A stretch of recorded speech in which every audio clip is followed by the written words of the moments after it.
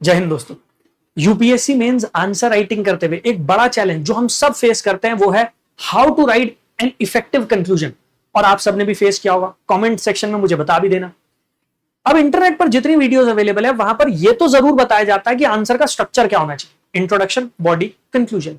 लेकिन यह बहुत बेसिक बात है, कंक्लूजन लिखना कैसे है, how you can write effective conclusions, कौन कौन सी वो टेक्निक्स हैं जो आप यूज कर सकते हो, उसके बारे में कोई नहीं बता रहा। तो इस वीडियो में मैं आपको समझाने वाला हूं 8 डिफरेंट टेक्निक्स जिसके थ्रू आप इफेक्टिव कंक्लूजन लिख सकते हो। और एक चीज याद रखिएगा, जीएस में 4 पेपर है। जब मैं मेंस की बात करता हूं जीएस 1 से जीएस 4, यहां पर जो मैं कंक्लूजन के स्टाइल्स आपको समझाने वाला हूं ये जीएस 1 से लेकर जीएस पेपर 3 वहां आपके काम आने वाले हैं। अब जीएस के हर पेपर को डिवाइड किया गया है सब थीम्स, सब टॉपिक्स या सब्जेक्ट्स में। जैसे जीएस पेपर 1 की अगर आप बात करोगे वहां हिस्ट्री है, ज्योग्राफी है, इंडियन सोसाइटी आ जाता है, आर्ट एंड कल्चर है। जीएस पेपर 2 की बात करोगे तो वहां पर कॉन्स्टिट्यूशन है, पॉलिटी है, इंटरनेशनल रिलेशंस है। जीएस पेपर 3 में बहुत सारे छोटे छोटे सब्जेक्ट्स हैं आपकी, Indian economy, internal security, disaster management, science and tech, वो सब। तो कैसे हर सब्जेक्ट के अकॉर्डिंग, हर पेपर के अकॉर्डिंग आप अलग अलग कंक्लूजन इस्तेमाल कर सकते हो, इस वीडियो में मैं वो समझाने वाला हूं। ये पीडीएफ आपको मिल जाएगी वेबसाइट के थ्रू, या फिर अगर आपने एप्लीकेशन डाउनलोड किया तो आप एप्लीकेशन के थ्रू भी इसे एक्सेस कर सकते हैं। सबसे पहले मैं वही समझा देता हूं, नहीं तो बच्चे कमेंट करते हैं कि सर पीडीएफ नहीं मिल रही है, तो पहले यही समझा देता हूं कि पीडीएफ कैसे डाउनलोड होगी। आपको क्या करना है, आपको जाना है वेबसाइट के ऊपर, गूगल पर जाकर टाइप कर दो यूपीएससी टॉपर्स हब, वेबसाइट आपके सामने आ जाएगी। जब आप वेबसाइट पर लॉग इन कर लोगे तो आर कोर्सेज का सेक्शन आपको दिखेगा, ये आर कोर्सेज, तो यहां चले जाना। जब आप यहां चले जाओगे तो फ्री स्टडी मटेरियल का सेक्शन आ जाएगा, यहां चले जाना। फ्री स्टडी मटेरियल के सेक्शन में 50 मोस्ट इंपॉर्टेंट टॉपिक आपको दिख रहा है, यहां पर चले जाइए। 50 मोस्ट इंपॉर्टेंट टॉपिक पर जब आप आ जाएंगे तो ये रही सबसे बॉटम में मेंस कंक्लूजन पीडीएफ, यहां से इसे डाउनलोड कर लेना। कल मैंने एक और वीडियो अपलोड की थी, वो एसए की थीम्स को लेकर थी, तो यूपीएससी एसए थीम्स और कोट्स वो यहां पर है, यहां से आप डाउनलोड कर सकते हैं। ऑलराइट, ठीक है। अब आ जाते हैं कैसे आपको कंक्लूजन लिखना। और हाँ, आप मुझे टेलीग्राम पर भी ज्वाइन कर सकते हैं। ये सारी वीडियोस जो मैं अपलोड करता हूं उनका लिंक आपको वहां पर मिल जाएगा, प्लस जो लाइव क्लास चलती है यूट्यूब के ऊपर उसका लिंक भी यहां पर आ जाता है, mains answer writing by Ankit sir. तो टेलीग्राम चैनल है, इसे ज्वाइन कर लो, यहां पर मेरे साथ आप जुड़ जाओगे और जितने इंपॉर्टेंट सेशंस में लेता हूं वो सारे आप अटेंड कर पाओ। अब फाइनली बात कर लेते हैं भाई आपके कंक्लूजन्स की। कंक्लूजन लिखने के कुल मिलाकर 8 तरीके हैं, 8 डिफरेंट टेक्निक्स जो जीएस पेपर 1 से जीएस पेपर 3 में आपके काम आने वाले। अगर आपने ये 8 की 8 टेक्निक मास्टर कर ली, सीख ली, तो आप बहुत अच्छे कंक्लूजन लिख पाएंगे, बहुत इफेक्टिव कंक्लूजन लिख पाएंगे। सबसे पहला तरीका होता है वे फॉरवर्ड। आपने पूरा आंसर लिख लिया है, अब आपको कंक्लूड करना है, तो आप क्या कर सकते हैं। 10 wild challenges issues require immediate attention, a synchronized approach focusing on solution 1, 2, 3 will be vital to achieve. अब इसका मतलब क्या, मैं समझा भी देता हूं आपको साथ साथ। इसका मतलब यह है, आपने ऊपर जो चैलेंजेस डिस्कस किए हैं, आपको क्या करना है, बस ये लिख देना है 10 वाइल, वो चैलेंज जो आपने बताए हैं वो रिक्वायर इमीडिएट अटेंशन। तो चैलेंज जो आपने बताए हैं दे रिक्वायर इमीडिएट अटेंशन, और वो इमीडिएट अटेंशन क्या हो सकते हैं, ये आपके सॉल्यूशन हो सकते हैं। तो आपने 2 या 3 सॉल्यूशन ऐड कर दिए अपनी तरफ से और बस आंसर को कंक्लूड कर दिया। अब ये आप कहां पर इस्तेमाल कर सकते हो, इस टाइप के कंक्लूजन आप यूज कर सकते हो economy, environment, internal security, agriculture, science and tech. अब ये कोई हार्ड एंड फास्ट टूल नहीं, ये सिर्फ आपको गाइड करने के लिए मैं बता रहा हूं कि कहां पर किस टाइप का कंक्लूजन आप यूज कर सकते हो। But that does not mean कि कहीं और ये काम नहीं आएगा। अगर आपको लग रहा है कि किसी और आंसर में भी आप इस टाइप का कंक्लूजन फिट कर सकते हो, गो एहेड, यूज इट, ठीक है। ये हो गया पहला, मतलब वे फॉरवर्ड। तो यहां पर क्या करना है, आपने आंसर में ऊपर की तरफ जो चैलेंजेस लिखे हैं बस उन्हीं चैलेंजेस को एड्रेस करते हुए ये बता देना है कि वे फॉरवर्ड क्या होना चाहिए, आपके सजेशंस क्या है, आपके सुझाव क्या है, और बहुत शॉर्ट, क्लियर। दूसरा है constitutional anchoring. Now what is constitutional anchoring, इसका मतलब यह है आपको कॉन्स्टिट्यूशन के जो प्रोविजंस है उनको अपने कंक्लूजन के साथ जोड़ना है। फॉर एग्जांपल, अल्टीमेटली एड्रेसिंग जो भी पर्टिकुलर इशू है जिस पर आप बात कर रहे हो is not merely an administrative necessity but a crucial step towards realizing the ideals of constitutional provision जो भी है, चाहे कोई पर्टिकुलर आर्टिकल है, डायरेक्टिव प्रिंसिपल है, प्रीएम्बल के ऑब्जेक्टिव है। जैसे प्रीएम्बल की अगर आप बात करोगे तो प्रीएम्बल में ऑब्जेक्टिव्स दिए गए, justice, liberty, equality. So suppose आप कोई आंसर लिख रहे हैं तो वहां पर कंक्लूजन में आप लिख सकते हैं कि जो इशू है उसको एड्रेस सिर्फ इसलिए नहीं करना कि एडमिनिस्ट्रेटिवली इंपॉर्टेंट है, इसलिए भी एड्रेस करना है in order to ensure the constitutional objective of justice और लिबर्टी और equality, whatever it is. ठीक है, तो कॉन्स्टिट्यूशन में प्रीएम्बल में जो ऑब्जेक्टिव दिए गए हैं, या डायरेक्टिव प्रिंसिपल है या फंडामेंटल राइट्स है, आप उनको भी अपने कंक्लूजन के साथ जोड़कर उसे एंड कर सकते हो, thereby strengthening the democratic fabric of the nation. ये कहां पर यूज होगा? ये मेजरली यूज हो जाएगा जीएस पेपर 2 में, इतना आप समझ ही गए होंगे। तो पॉलिटी है, गवर्नेंस है, सोशल जस्टिस है, वेलफेयर स्कीम्स है, वहां पर जब आप कंक्लूड कर रहे हो आंसर को, तो वहां पर आप कोशिश करो कि कॉन्स्टिट्यूशन के ऑब्जेक्टिव्स जो प्रीएम्बल में दिए गए हैं, फंडामेंटल राइट्स, डायरेक्टिव प्रिंसिपल, उनके साथ कनेक्ट करते हुए आप एंड कर दो। ठीक है, नेक्स्ट जो तरीका है वो है कमिटी या कमीशन, उनकी जो रिकमेंडेशन है उस पर बेस्ड। ये बड़ा सिंपल तरीका होता है। यहां पर आपको क्या करना है, आपने अगर कोई कमेटी पढ़ी है, जैसे सरकारी आयोग है उसकी रिकमेंडेशन है, पंछी कमीशन है, सेकंड एआरसी है, हम ये सारी कमिटीज और इनकी रिकमेंडेशन पढ़कर जाते हैं। तो हमें क्या करना है, हमें कंक्लूजन में इनकी ये जो रिकमेंडेशन है ये ऐड कर देनी है। सी देयरफॉर इफेक्टिवली टैकलिंग, जो भी इशू है जिसको आप एड्रेस कर रहे हो अपने आंसर में, therefore effectively tackling the issue requires the timely implementation of name of that committee, उसकी recommendation, which will pave the way for more effective या एफिशिएंट गवर्नेंस। ये जो यहां पर आपको ब्रैकेट्स में दिखाई दे रहे हैं ना, आपको सिर्फ इन्हें रिप्लेस करना है। ये मैं आपको बने बनाए टेम्पलेट दे रहा हूं, आपको सिर्फ क्या करना है, इसकी जगह वो नाम ऐड कर देना है बस, या वो इशू ऐड कर देना है। तो यहां पर आपने लिख दिया 10 इफेक्टिवली या effective tackling of this particular issue requires the timely implementation of recommendations of सरकारी कमीशन और पंछी कमीशन और सेकेंड एआरसी। और अगर आप चाहें तो उनकी एक आध रिकमेंडेशन उसको लिख भी सकते हैं। ठीक है, इसके साथ में ही आप ऐड कर सकते हैं। ये क्या हो गया, ये आपका जीएस पेपर 2 और जीएस पेपर 3 में काम आएगा, जहां पर आप एडमिनिस्ट्रेटिव रिफॉर्म्स की बात कर रहे हो, पुलिस रिफॉर्म्स की बात कर रहे हो, जुडिशियल रिफॉर्म्स की बात कर रहे हो, या फिर इलेक्टोरल रिफॉर्म्स। तो जहां कहीं आप सुधार की बात कर रहे हो, वो प्रशासन में सुधार है, चुनाव के तरीकों में सुधार है, कहीं भी, वहां पर आप इस टाइप का कंक्लूजन यूज कर सकते हो, कमिटी कमीशन की रिकमेंडेशन। ये जीएस पेपर 2 में और भी जो आंसर्स हैं उसमें भी यूज कर सकते हो। देन ग्लोबल फ्रेमवर्क, जैसे सस्टेनेबल डेवलपमेंट गोल, या फिर कोई इंटरनेशनल ट्रीटी है, इंटरनेशनल कन्वेंशन है, जैसे UNFCCC कार्बन डाइऑक्साइड के रिडक्शन के लिए। तो जो इंटरनेशनल कन्वेंशंस हैं या फिर सस्टेनेबल डेवलपमेंट गोल्स हैं, उनके जो ऑब्जेक्टिव्स हैं या गोल्स हैं, आप उनको साइड कर सकते हो। For example,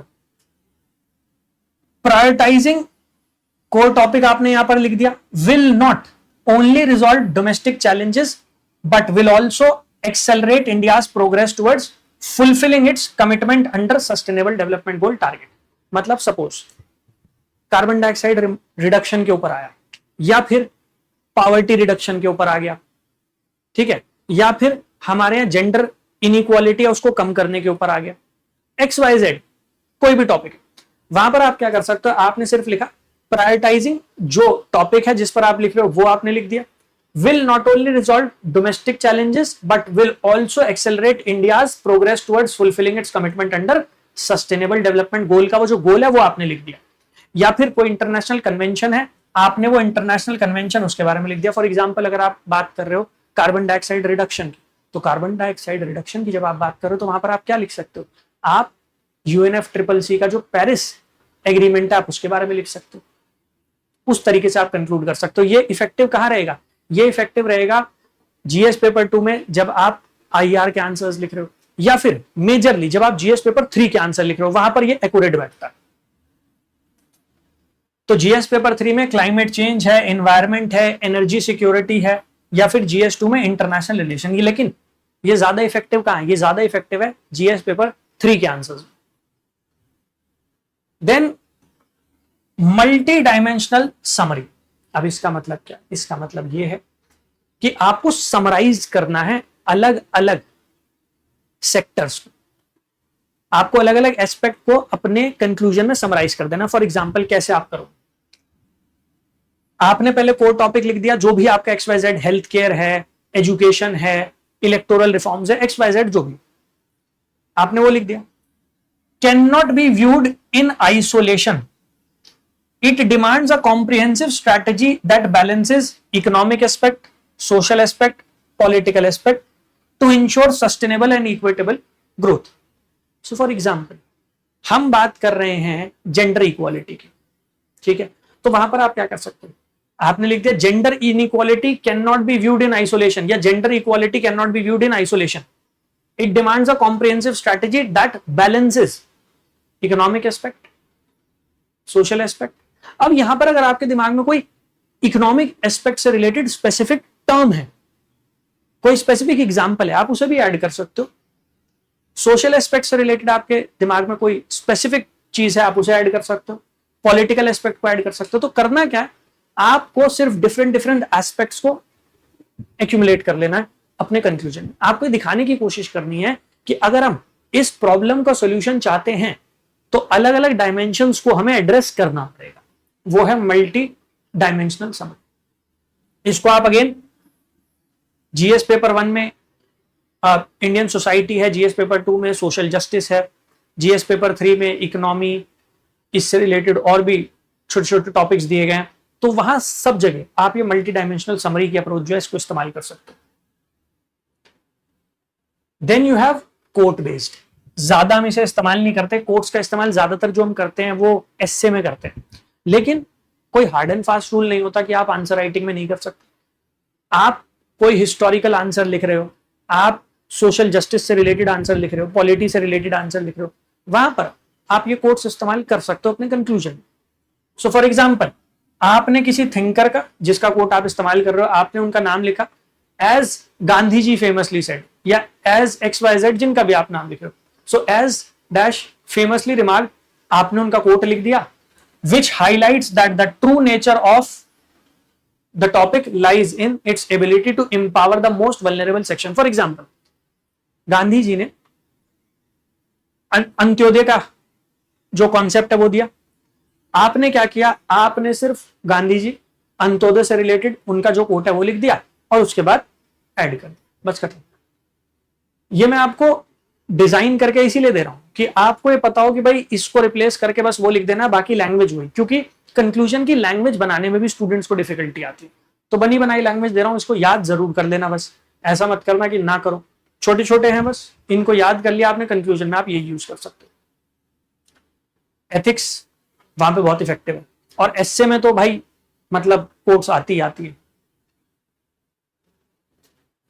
then historical continuity approach, जब आप हिस्ट्री के आंसर्स लिखते हो जीएस पेपर 1 में या इंडियन सोसाइटी के आंसर्स लिखते हो, तो वहां पर आप एक कॉन्टिन्यूटी दिखा सकते हो कि लगातार वो चली आ रही है चीज। उसमें आप क्या कर सकते हो, उसमें आप ये यूज कर सकते हो। अब कुछ कंक्लूजन ऐसे भी हैं जो हो सकता है थोड़े लेंदी हो, 3 से 4 लाइन में चले जाए। हम कोशिश ये करते हैं 3 to 4 लाइन्स में हम कंक्लूजन को एंड कर दें, उससे ज्यादा ना जाए। तो अगर वर्ड्स ज्यादा जा रहे हैं तो आप अपने हिसाब से उन्हें और इफेक्टिवनेस के लिए और छोटा कर सकते हो, ठीक है। तो यहां पर क्या करना है, thus just as India successfully navigated the challenges of past historical challenge, जो भी ऐतिहासिक तौर पर हमारी चुनौती रही, थ्रू कैसे हमने किया। जैसे फॉर एग्जाम्पल पास्ट में ब्रिटिशर्स ने हमारे यहां कम्युनल डिसहार्मनी लाने की कोशिश की, मतलब हिंदू मुस्लिम फसाद करवाने की कोशिश की, कम्युनल क्लैशेस करवाने की कोशिश की। तो आप ये एड्रेस कर सकते हो, thus just as India successfully navigated the challenge of communal clashes through क्या मेथड्स हमने यूज किए, a similar resilience is required today, ठीक है, उस तरीके से आप लिख सकते हो। ये history, society, art and culture, उस टाइप के आंसर्स में आप यूज कर सकते हो। मेजरली जो आपका इंडियन सोसाइटी वाला सेगमेंट होगा ना, वहां पर आप इस तरीके से कंक्लूड कर सकते हो। एंड फाइनली जियोपॉलिटिकल पिवट, जो आप समझ ही रहे होगे कहां पर काम आएगा, ज्यादातर आपके काम आएगा जीएस पेपर 2 में इंटरनेशनल रिलेशन में, और जीएस पेपर 3 में इंटरनल सिक्योरिटी। यहां पर जियोपॉलिटिकल सिचुएशन जो है उसके साथ आपको कनेक्ट करना है कंक्लूजन। मैनेजिंग जो भी इशू है is critical not only for India's immediate security and economic interest, but also for securing its position as a net security provider, rule shape, whatever, in the Indo-Pacific and Global South. Basically ये जो confusion है ये maritime security से related हो गया। अब वहां पर इंडिया एक नेट सिक्योरिटी प्रोवाइडर है इंडो पैसिफिक रीजन में, तो आप उसके साथ कनेक्ट कर सकते हो। ये कंक्लूजन जो यूज होता है ये ज्यादातर जीएस पेपर 2 के इंटरनेशनल रिलेशंस इसमें यूज होता है, बट इंटरनल सिक्योरिटी में भी कभी कभी अपॉर्चुनिटी मिलेगी कि आप यूज कर सको, बट मेजरली ये यूज करना है आपको जीएस पेपर 2 में। ठीक है। अच्छा, इंग्लिश के साथ साथ हिंदी में भी मैंने इन्हें समराइज कर दिया और दोनों ही मैंने अब अपलोड जो की है पीडीएफ, उसमें आपको दोनों ही मिल जाएंगे।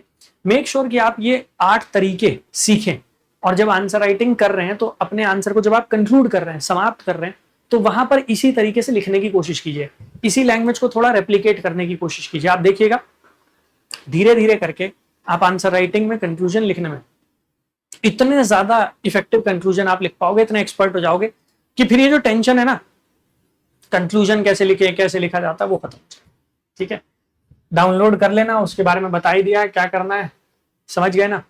तो आर कोर्सेज में जाना है, आर कोर्सेज में फ्री यूपीएससी स्टडी मटेरियल, उसमें 50 मोस्ट इंपॉर्टेंट टॉपिक वाले सेक्शन में आना है, वहां पर आपको मिल जाएगी सबसे एंड। और इससे ऊपर ही एसए की थीम्स और कोर्स है वो भी आप डाउनलोड कर सकते हो। प्लस बैचेस में अगर आप मेरे साथ जुड़ना चाहते हो तो आर कोर्सेज के सेक्शन में चले जाना, वहां पर जब आप चले जाओगे सारे के सारे बैचेस आपको यहाँ दिख जाएंगे। फाउंडेशन बैचेस भी है, फाउंडेशन के साथ साथ अगर आपको मेंटोरशिप भी चाहिए, पर्सनलाइज मेरी ही मेंटोरशिप, तो वो भी ऑप्शन अवेलेबल है। इसके साथ साथ अगर सिंपली आपको सिर्फ मेंटोरशिप ही चाहिए, वो भी ऑप्शन अवेलेबल है। और करंट अफेयर्स के बैचेस भी अवेलेबल है। करंट अफेयर का ईयरली बैच भी है, मंथली भी है। तो अगर आप सिर्फ जून के करंट अफेयर करना चाह रहे हो सपोज, तो ये रहा। अगर जुलाई के करना चाह रहे हो तो ये आ गया बैच, इनमें आप मेरे साथ जुड़ सकते हो। और हाँ, अगर आप पूरे साल के करंट अफेयर, और यहाँ पे डेली क्लास चलती है, मतलब मैं डेली क्लास लेता हूँ, तो डेली ही करंट अफेयर कवर करूंगा। ऐसा नहीं है कि साल के एक साथ कर रहा हूँ, डेली करंट अफेयर। तो डेली करंट अफेयर की एक क्लास है। ईयरली सब्सक्रिप्शन मॉडल ये रहा, मंथली वाला ये रहा, आपके ऊपर है आप जैसे एडमिशन लें। ठीक है, चलिए मिलेंगे आपसे क्लासेस में। थैंक यू, जय हिंद।